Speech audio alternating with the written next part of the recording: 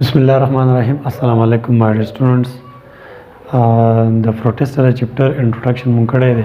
پروټیسټر بیا مونږ په درو ګروپونو کې تقسیم کړل: انیمل لایک پروټیسټر، پلانټ لایک پروټیسټر او فنجای لایک پروټیسټر. نو نن دې مونږ که خیری انیمل لایک پروټیسټر شروع کوو. انیمل لایک پروټیسټر مقصد دا دی چې په دې ګروپ کې کومه پروټیسټ وي هغه به د ځناورو په شان وي. ځناور به په حقیقت کې نه دا خبر یاد ساتي چې انیمل به نه وي بلکې د انیمل په شان به پکې داسې خصوصیت نو په دغه وجه موږ دې ته انیمل لایک پروټیسټر وایو. لکه فرض کا دا زموږ سره یو انیمل لایک پروټیسټر دی، نو په دې دا به په حقیقت کې انیمل نه وي، خو په دې کې به د انیمل په شان یا د ځناورو په شان داسې څه لږ څه کرکټرسټک یا خصوصیت په دې وجه موږ دې ته انیمل لایک پروټیسټر وایو. دې انیمل لایک پروټیسټر ته موږ بل نوم یې شو پروټوزوا. دا به تاسو وایئ پروټوزوا، او دا پروټوزوا یا انیمل لایک پروټیسټر موږ په 5 ګروپونو کې مزید تقسیمولی شو. هغه کې یو دی زوفلجلیټ، بل دی امیبوزا، بل دی سیلیټس، فورامینیفورا او اخرنی اپیکمپلیکسس. نو دا زموږ سره انیمل لایک پروټیسټ 15 قسمه دي، دغه نمونه دي. نو په دې کې به که خیر موږ نن د دې زوفلجلیټ په باره کې په ډیټیل خبر کوو، او د واقع چې کوم 4 دی په دې په باره کې ځان ځان خبر ان شاء الله بیا کوو. د انیمل لایک پروټیسټر موږ په شریکه خصوصیت دا وایو هغه د یونیسیلر. ګوري په انیمل لایک پروټیسټ چې څومره دي دا ټول یونیسیلر دي. دا به د یوې خودي نه جوړ جانداري. بل کالونیل، مطلب دا کالونیل شکل کې موسیدی شي. یو خلیه دا بل دا داسې دا کالونیل شکل کې هم موسیدی شي. او بیا بل دا چې دا ټول جاندار به ایکوریاډ سي. ایکوریاډس تاسو آلریډي ښه پېژنئ. په دې کې به انیمل لایک کریکټرز، په دې انیمل لایک پروټیسټر کې به د ځناورو په شان خصوصیت وي. په هغه کې به څه خصوصیت لکه مومنټ، دا چې کوم جاندار دي به مومنټ کوي، او دا حقیقت دی چې ځناور خو ټول مومنټ کولی شي. او بل خصوصیت دی هیټروټرافیک.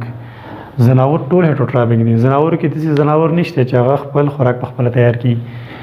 دا انیمل لایک پروټیسټ چې څومره دي ټول هیټروټرافیک دي، دوی خپل خوراک په خپله نشي تیارولی. دوی به چېرته په بل ارګینزم د ژوندي شي نه یا به د مړ شي نه خپل خوراک حاصلوي. نو دلته کې اوس ګورئ دا انیمل لایک پروټیسټ چې څومره دي چې موږ د کلاسیفیکیشن کړی دی، د 15 ګروپونو کې تقسیم کړی دی. دا بیسیکلي اصل موږ د مومنټ په لحاظ سره کړلی، د دې مومنټ په لحاظ سره. نو تاسو راشئ زوفلجلیټ وګورئ. زوفلجلیټ ته بل نوم تاسو ویلی شي کاینټوپلاسټیډ.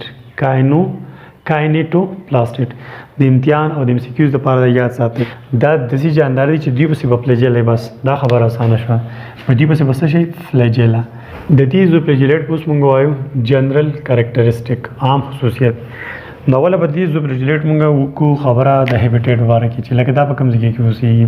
نو دا اوسېږي په لیک کې، فونډس او پلس مویسټ سایل.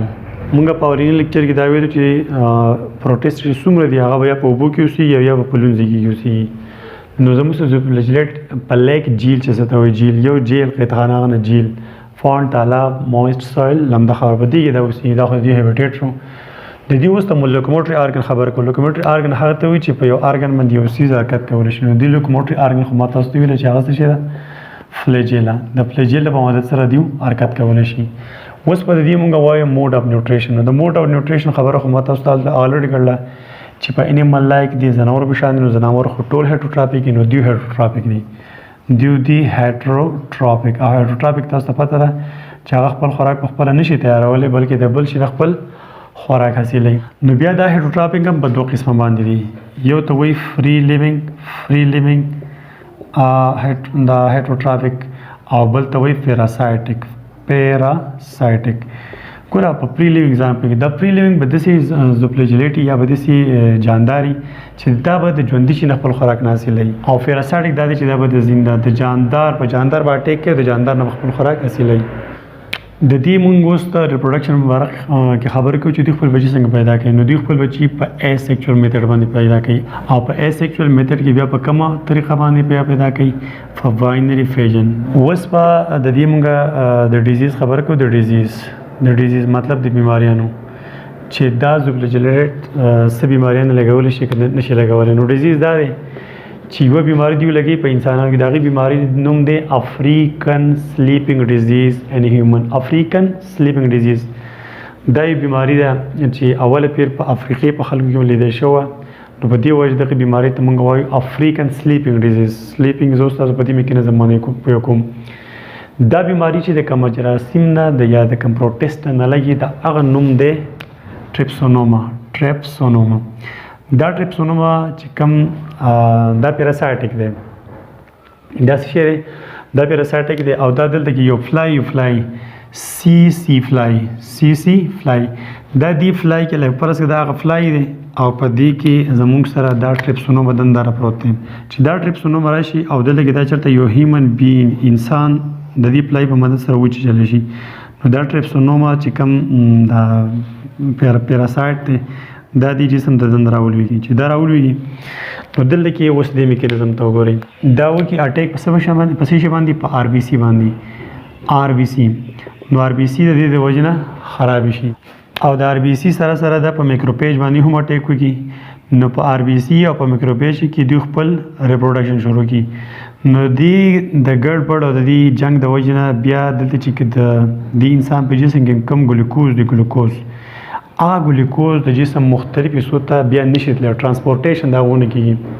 تاسو ته پته ده زموږ مغزو ته چې کوم دغه میلاویږي د انرژي هغه د ګلوکوز نه میلاویږي. نو دا ګلوکوز د دې ټریپسونوما د راتلو د وجې نه اوس په جسم کې د ګلوکوز ټرانسپورټیشن بند شو. ټریپک جام دی. د څه د وجې نه؟ د ټریپسونوما جراثیم د دنده راتلو د وجې نه. نو دلته کې دماغ ته یا یو ځای کې ته بل ځای کې ته پوره ګلوکوز نه ځي. نو چې ګلوکوز د جسم مختلف حصو ته نه ځي نو هلته کې بیا به څه شي کمی د انرژۍ د توانایي کمی وی که نه. لکه هلته کې د ګلوکوز انرژي میلاویږي نو انرژي نشته. نو داسې حالات کې به د انسان هر ټیم کې داسې سلیپ وي اوده به کېږي. داسې هر ټیم به خوب ورځي او دا یو خطرناک کریټیکل تم بیا تلی شي، خطرناک حالاتونو ته تلی شي. په دې حالات کې په دې افریقن سلیپینګ ډیزیز یا سیکنس کې انسان کې بیا ډیت هم کاز کېدی شي، مړ کېدی تیم شي. د دې فلیجیلا په باره کې تاسو ته لږه خبر کوم. لکه فرض کا دا زموږ سره یو جراثیم دی. دا په دې کې دا یو کس دی دا داسې ټیک ده. دا زموږ سره یو جراثیم دی. نو د دې مخ کې لکه دا مخه او دا شاته دا مخې سره د دې دا فلیجیلا داسې راوتي دا د جسم څه اټیچ شي او دلته کې بیا پرې شي. دلته کې دا داسې اټیچ دلته د جسم د باډي سره اټیچ او شاته بیک سایډ باندې دا پریشي.